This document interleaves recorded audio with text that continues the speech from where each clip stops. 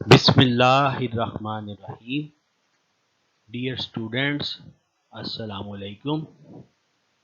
आज का हमारा टॉपिक है मेजर ऑफ सेंट्रल टेंडेंसी, उसका पार्ट 4, जिसमें हम बात करेंगे ज्योमेट्रिक मीन के बारे में, उसको अनग्रुप में कैसे फाइंड करते हैं, ग्रुप में कैसे फाइंड करते हैं, उसका बेसिक फार्मूला कौन सा है और लॉग फार्मूला कौन सा है। और साथ ही साथ हम ये यहाँ पर जानेंगे कि ज्योमेट्रिक मीन कब और किस सिचुएशन के अंदर हम यूज करते हैं। और फाइनली फिर डिस्कस करेंगे ज्योमेट्रिक मीन के एडवांटेजेस और डिसएडवांटेजेस। चलिए जी, सबसे पहले ज्योमेट्रिक मीन को डिफाइन करते हैं।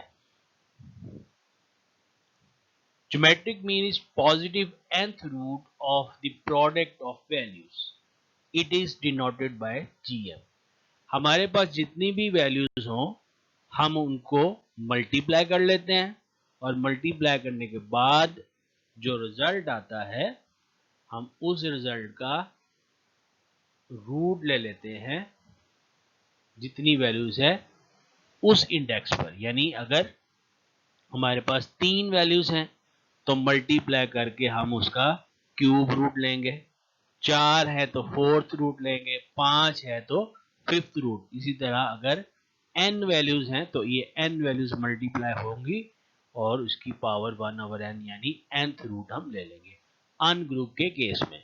जैसे मैंने पहले भी बताया था कि जब भी हम किसी भी मेजर को डिफाइन करते हैं तो यूजुअली उसको हम उसके अनग्रुप फार्मूला के रेफरेंस से डिफाइन करते हैं। ग्रुप में इसका फार्मूला कुछ यूं होगा, x1 raise to the power f1, x1 पहली वैल्यू, f1 उसकी कॉरेस्पॉन्डिंग फ्रीक्वेंसी।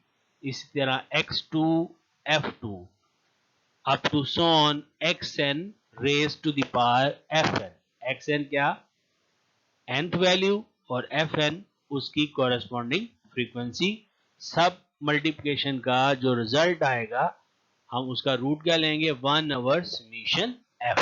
समीशन f यहाँ पर आप इसको n भी लिख सकते हैं, यानी टोटल नंबर ऑफ वैल्यूज। तो ये इसका अनग्रुप का फॉर्मूला आ गया, ये इसका ग्रुप का फॉर्मूला आ गया। अब ज्योमेट्रिक मीन के लिए हमारे पास बेसिक फार्मूले के अलावा लॉगरिथम फार्मूला भी है, क्योंकि ये जो बेसिक फार्मूले हैं, क्योंकि इसके अंदर प्रोडक्ट इस्तेमाल की जा रही है तो बाज़ दफ़ा वैल्यूज़ हमारे पास बहुत बड़ी होती हैं, अब उनको मल्टीप्लाई कराना काफ़ी लेबोरियस हो जाता है।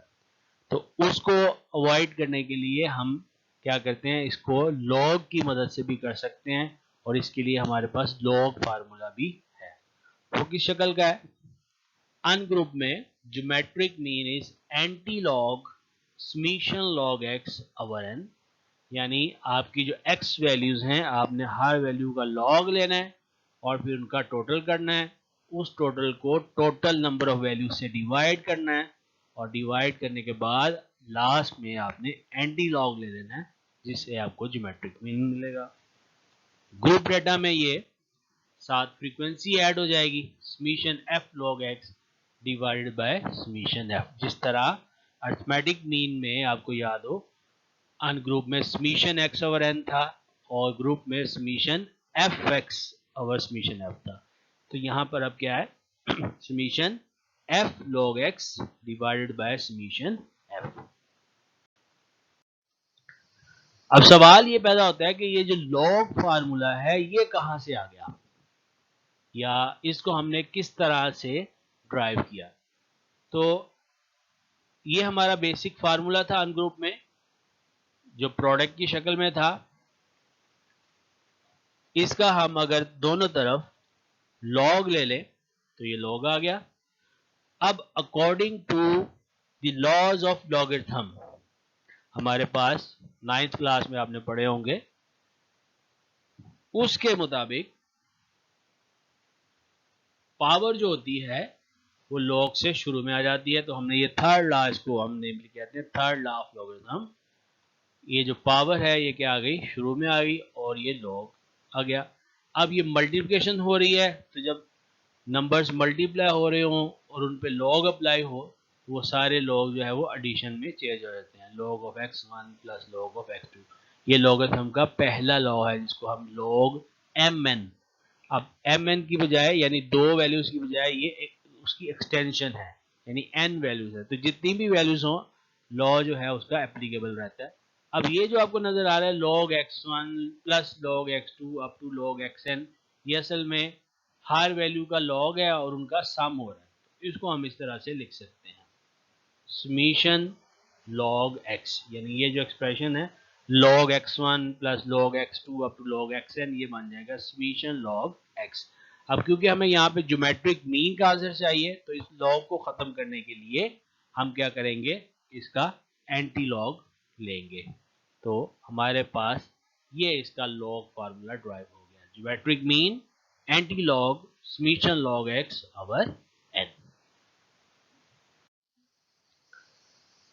हाँ जी, जिस तरह हमने अनग्रुप के लिए लॉग फार्मूला ड्राइव किया था, अब ग्रुप में वो किस तरह से ड्राइव होता है जरा देखें। वही बेसिक फार्मूला हमने ले लिया जो हमने प्रोडक्ट की सूरत में डिफाइन किया था। ग्रुप में दोनों तरफ आपने इसका लॉग ले लिया, ये आ गया जी दोनों तरफ लॉग। अब पहले हम थर्ड लॉ की मदद से ये समीशन 1 ओवर f जो है इसको नीचे उतारेंगे, ये आ गया हमारे पास 1 ओवर समीशन f और लॉग ऑफ बाकी रकम। अब ये मल्टीप्लाई हो रहे हैं आपके पास, तो लॉग इनमें ऑपरेट हो जाएगा और ये सारे क्या हो गए, प्लस में बदल जाएंगे। अब अगेन x1 के ऊपर फिर से पावर आ रही है, तो अब फिर थर्ड लॉ की मदद से इन पावर्स को हम क्या करेंगे, शुरू में उतारेंगे, वो इस तरह से आ जाएगा f1 log x1 f2 log x2 up to so on, और ये सम हो रहे हैं, यानी पहली frequency multiply by log of first value plus दूसरी frequency multiply by log of second value up to so on, आखिरी frequency multiply by log of आखिरी वैल्यू, तो इसको हम लिख सकते हैं समीशन f log x, और बारी बारी पहली दूसरी तीसरी अप टू n ऑब्जर्वेशन तक प्रोडक्ट करके फिर इसका सम करेंगे। अब क्योंकि हमें यहाँ पे ज्योमेट्रिक मीन चाहिए था, तो इस लॉ को खत्म करेंगे, उसके लिए एंटी लॉग लेकर आएंगे, और एंटी लॉग लेने के बाद फार्मूला हमारे पास क्या डेवलप हो गया आ जाएगा, geometric mean is equal to antilog summation f log x divided by summation f। ठीक है जी,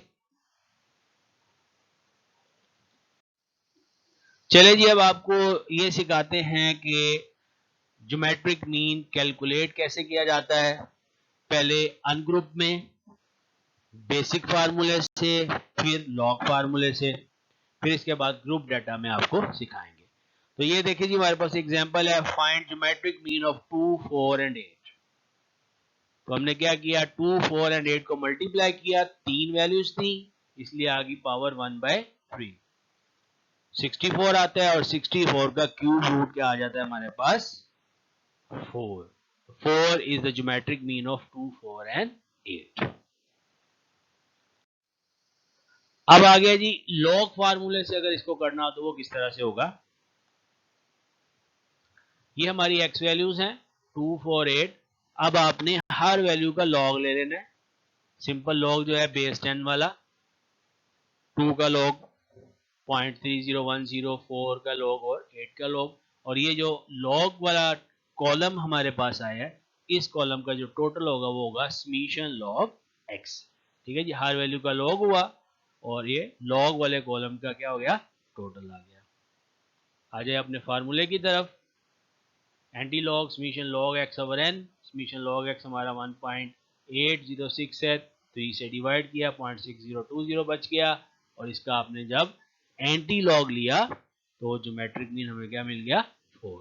तो जो हमने बेसिक फार्मूले से किया था वहां से भी आंसर हमें 4 मिला था, और लॉग फार्मूले से भी हमें ये आंसर 4 मिला है। आमतौर पे क्या है कि मैंने पहले भी बताया कि जो बेसिक प्रोडक्ट वाला फार्मूला है उसमें मल्टीप्लिकेशन वगैरह करना और ज्यादा बड़ी फिगर्स को हैंडल करना जरा मुश्किल हो जाता है, तो हम आसानी के लिए लॉग फार्मूले को ही प्रेफर करते हैं और इसी को ही यूज करते हैं। अब आगे जी ज्योमेट्रिक मीन ग्रुप डाटा के अंदर आप किस तरह से फाइंड करेंगे। देखिएगा जी जरा, हमारे पास क्लासेस गिवन है और फ्रीक्वेंसी गिवन है, ये दो कॉलम हमें गिवन होते हैं। इन क्लासेस से सबसे पहले हम एक्स वैल्यूज फाइंड करेंगे जिनको मिड वैल्यूज कहते हैं। दोनों को ऐड किया, 2 पे डिवाइड 2 आ गया, 4 प्लस 6 2 पे डिवाइड किया 5 आ गया, 7 प्लस 9 16 डिवाइड बाई 2 8 आ गया। ये हमारे पास एक्स वैल्यूज आ गई।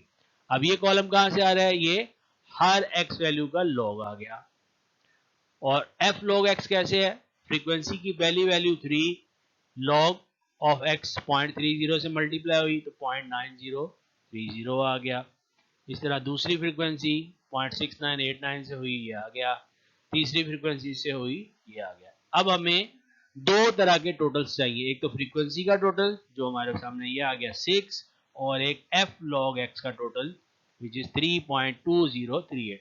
लॉग एक्स और एक्स के टोटल की यहाँ पे हमें ज्योमेट्रिक मीन के लिए जरूरत नहीं है, लिहाजा वो फाइंड करने की भी जरूरत नहीं है। आए जी अपने फार्मूले की तरफ।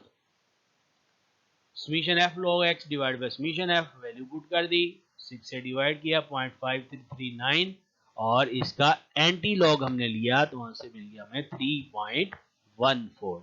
तो this is how you calculate geometric mean for the group data, simple and straight. अब ये बहुत इंटरेस्टिंग और प्रैक्टिकल क्वेश्चन है और प्रैक्टिकली ये क्वेश्चन पूछा जाता है जनाब कि ज्योमेट्रिक मीन का फॉर्मूला ये है, बताएं किस सिचुएशन में आप ज्योमेट्रिक मीन इस्तेमाल करते हैं। तो वो सिचुएशंस क्या हैं। सबसे पहली बात जो आपने याद रखनी है, geometric mean is only applied to positive values. ये सिर्फ पॉजिटिव वैल्यूज पे आपने अप्लाई करना है, नेगेटिव वैल्यूज पर ये अप्लाई नहीं होता, क्योंकि इसमें आपने रूट लेना होता है या फिर लॉग लेना होता है। दोनों सूरतों में आपके जो आंसर्स हैं वो इमेजिनरी हो जाते हैं और नेगेटिव की सूरत में आपका जो है ज़ाहिर लॉग ही फाइंड नहीं होगा। It is use to find average rates और ratios.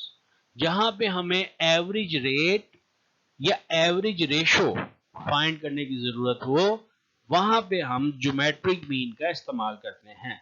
For example average rate of return on investment, कोई इन्वेस्टमेंट है उस पर कितने फीसद आपको मुनाफा मिल रहा है या आपको लॉस हो रहा है, वो एवरेज आपको कैलकुलेट करनी है over the period of time, तो ज्योमेट्रिक मीन यूज करेंगे। एवरेज रेट ऑफ इन्वेस्टमेंट, सिर्फ इन्वेस्टमेंट का रेट देखना चाह रहे हैं कि किसी फील्ड में किसी पर्टिकुलर कंपनी ने कितने सालों में जो इन्वेस्टमेंट की है वो कितने परसेंट है ऑन एवरेज, वो फाइंड कर सकते हैं। इस तरह एवरेज परसेंटेज इंक्रीज या डिक्रीज किसी की इनकम का, पॉपुलेशन का या ग्रोथ का, तो वहां पर भी आप ज्योमेट्रिक मीन का जो है इस्तेमाल करते हैं। एक जरा एग्जांपल कंसीडर करते हैं। कह रहे जी consider a stock that grows by 10% in year 1, declines by 20% in year 2 and then grows by 30% in the year 3. What is average growth of the stock? तो पहले साल वो 10% बढ़ा, तो इसे हम लिखेंगे 1 प्लस 0.1, 10% जो है वो 0.1, तो 1.1 बन गया। दूसरे साल वो डिक्लाइन कर गया 20%, तो इसको हम माइनस करेंगे, 1 माइनस 0.2, ये 0.8 हो गया। और तीसरे साल फिर ये 30% इंक्रीज किया तो 1 प्लस 0.3 1.3, ये तीन वैल्यूज हमारे पास आ गई। ये हमने इसको 1 प्लस या 1 माइनस ही क्यों किया है, ये हम अगली स्लाइड में आपको एक्सप्लेन करते हैं। अभी देखिए इसका हम ज्योमेट्रिक मीन फाइंड करके इसका जो एवरेज ग्रोथ रेट है वो कैसे फाइंड करेंगे। ज्योमेट्रिक मीन आ गया, ये वही बेसिक फार्मूले के साथ ये 1.046 आ गया। जो रिजल्ट आया, इस रिजल्ट में से हमने 1 को माइनस कर दिया तो बचा 0.046 विच इज 4.6%। 1 क्या है, 1 हमने इसकी बेस रखी है कि फर्ज कर लेते हैं कि इनिशियली स्टॉक 1 था, तो 1 का 10% जब बढ़ेगा तो वो 1.1 हो जाएगा, और 1 का जब 10% डिक्रीज करेंगे उसमें तो 0.8 हो जाएगा, 1 का 30% जब इंक्रीज करेंगे तो 1.3 हो जाएगा। तो ये जी एनुअल जो ग्रोथ है स्टॉक की वो 4.6% है।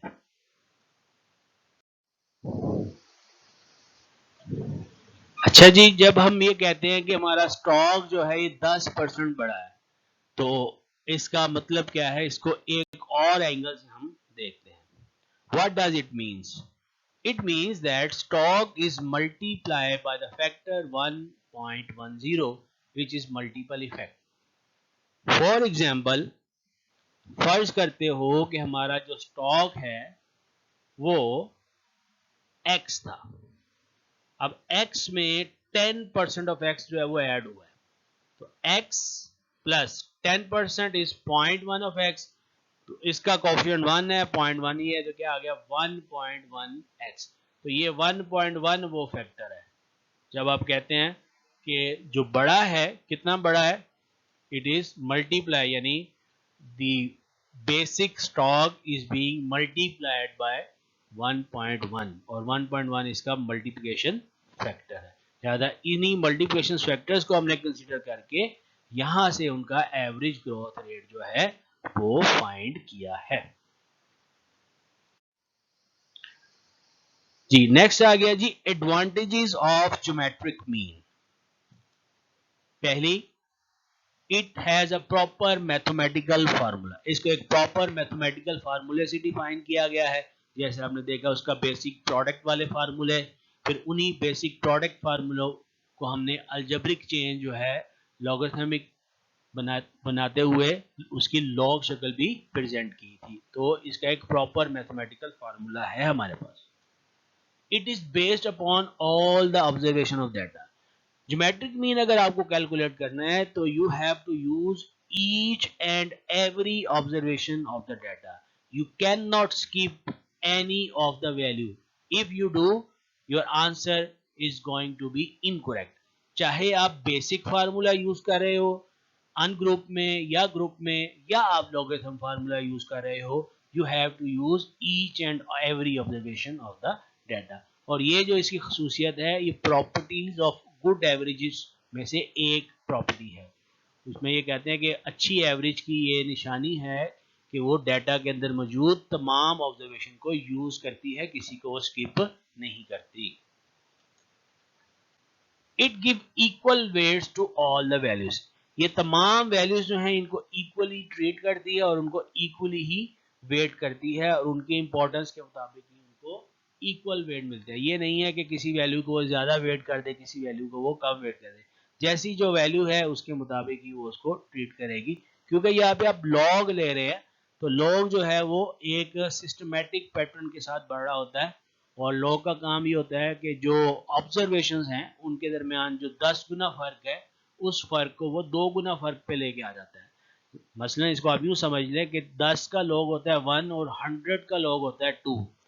तो अब 1 और 2 अगर डायरेक्ट आप डिफरेंस देखें तो 10 और 100 के दरमियान 10 टाइम्स डिफरेंस है, लेकिन इनके लॉग्स के दरमियान डिफरेंस क्या है, 2 टाइम्स।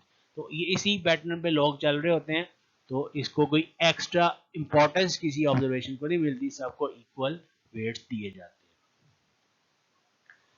और ये एक्सट्रीम ऑब्जर्वेशन से इतनी ज़्यादा डिस्टर्ब नहीं होती, और जब सैम्पलिंग वेरिएबिलिटी हो, यानी आप सैंपल ले रहे हैं उनमें ज़्यादा वेरिएबिलिटी पाई जा रही हो, तो ये इससे इतना ज़्यादा इफेक्ट नहीं होता। जबकि आपने मीन देखा था कि वो एक्सट्रीम वैल्यू से बहुत ज़्यादा डिस्टर्ब हो जाता था। और ये पहले भी डिस्कस कर दिया कि ये अप्रोप्रिएट एवरेज है अगर आप रेट ऑफ चेंज या रेशियोज वगैरह फाइंड करना चाहते हैं। Disadvantage, it becomes zero or vanish when any value of data is zero। अगर डाटा के अंदर कोई वैल्यू जीरो है तो ये बिल्कुल गायब हो जाएगा या जीरो हो जाएगा, और इसके कोई भी मीनिंग्स नहीं रहेंगे, ये मीनिंगलेस हो जाएगा। मसलन एक डाटा है 12,000, 15,000, 18,000 और जीरो, जब हम इन चारों का प्रोडक्ट करेंगे तो वो जीरो होगा, तो ज्योमेट्रिक मीन भी जीरो होगा। जाहिर है वो इसका रिप्रेजेंटेटिव नहीं होगा। तो जब डाटा में जीरो होगा तो ज्योमेट्रिक मीन आपका जो है यूजलेस मेजर है, ये वैनिश आउट हो जाता है। और दूसरा इसका बड़ा डिसएडवांटेज ये है कि जैसे मैंने अभी पहले बताया व्हेन टू यूज में, कि इसको हम पॉजिटिव वैल्यूज के लिए कैलकुलेट करते हैं। अगर डाटा में नेगेटिव वैल्यूज आ जाए तो फिर क्या होता है कि आपका ज्योमेट्रिक मीन है इमेजिनरी हो जाता है स्क्वायर रूट्स के अंदर, या रूट्स के अंदर नेगेटिव जब जनरेट हो जाते हैं तो आपको आयोटा वगैरह की तरफ जाना पड़ता है, तो ये इमेजिनरी हो जाता है या आप इसको कैलकुलेट नहीं कर पाते, या अगर आप किसी तरह कोई एडजस्टमेंट बना भी लें तो ये मीनिंगफुल रिजल्ट आपको नहीं देता। तो ये डिसएडवांटेजेस हो गए ज्योमेट्रिक मीन के। जो एग्जांपल्स मैंने एक्सप्लेन की हैं इससे रिलेटेड मैंने असाइनमेंट और क्वेश्चन जो है ग्रुप में आपको ऑलरेडी दे दिए हैं, आप उनको भी देखिएगा और उनको सॉल्व कीजिएगा। कोई बात समझ नहीं आती तो आप राब्ता कर सकते हैं। Thank you very much for listening with patience and with the intention to learn. Kindly, if you have not subscribed the channel, do it so that you can get the latest information about upcoming videos. Thank you very much.